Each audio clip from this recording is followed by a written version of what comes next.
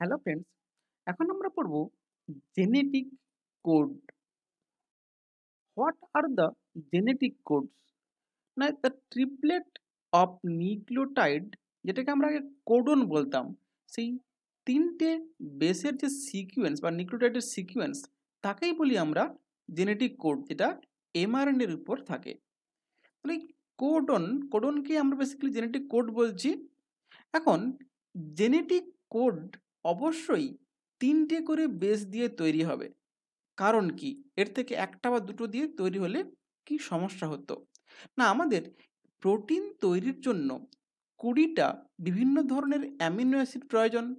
তাহলে 20টা amino acid আমার কাছে ধরতে হবে, কিন্তু আমার কাছে অ্যাভেলেবল মাত্র 4টে বেস। অর্থাৎ যদি একটা একটা বেস দিয়ে একটা কোড বানাতাম, তাহলে আমরা কি পেতাম? ম্যাক্সিমাম 4টে কোড পেতাম। তাহলে এই 4টে কোড দিয়ে 20টা অ্যামিনো অ্যাসিডকে স্পেসিফাই করতে পারতাম না। যদি দুটো করে বেস দিয়ে একটা একটা কোড বানাতাম, তখন কি পেতাম? না, দুটো করে দিলে এই যে 4 স্কোয়ার ম্যাক্সিমাম 16টা কোড পেতাম। অর্থাৎ 16টা কোড দিয়ে ম্যাক্সিমাম 16টা অ্যামিনো অ্যাসিডকে আমরা স্পেসিফাই করতে পারতাম। তাতেও সম্ভব হতো না।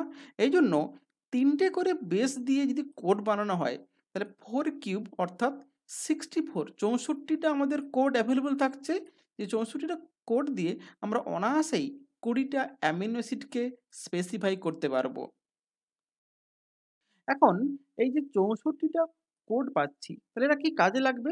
না, একটা একটা অ্যামিনো অ্যাসিডের জন্য আমরা একাধিক কোড পেতে পারছি।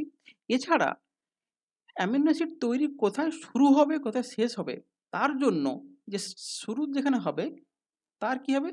না, স্টার্ট হেয়ার, এখানে শুরু হবে, স্টার্ট হেয়ারের জন্য একটা কোড বানাতে পারছি।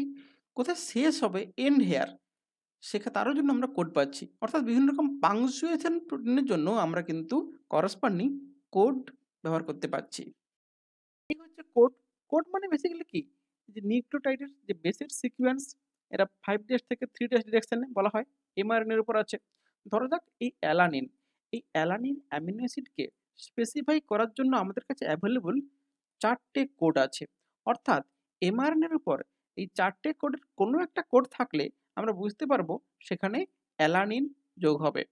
একইভাবে আর্জিনিন কিংবা এই যে প্রত্যেকটা 20টা অ্যামিনো অ্যাসিড, দেখো করসপন্ডিং একাধিক কোড আমরা দেখতে পাচ্ছি।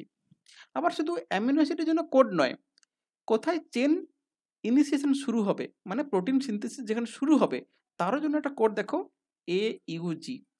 এটা থাকা মানে টেমপ্লেটের বা এমআরএনএ টেমপ্লেটের ওখান থেকে আমার প্রোটিন সিনথেসিস শুরু হবে। কোথায় শেষ হবে? না, চেন টার্মিনেশন হবে কোথায়? না, যেখানে এই তিনটে কোডের মধ্যে কোনো একটা থাকবে, UAA, UAG বা UGA। এই তিনটে কোডের মধ্যে কোনো একটা থাকলেই বুঝতে হবে যে সেখানে প্রোটিন সিনথেসিস শেষ হবে। তাহলে এভাবে মোট 64টা কোড দিয়ে আমরা অনায়াসেই প্রোটিন সিনথেসিস করতে পারছি। Thank you.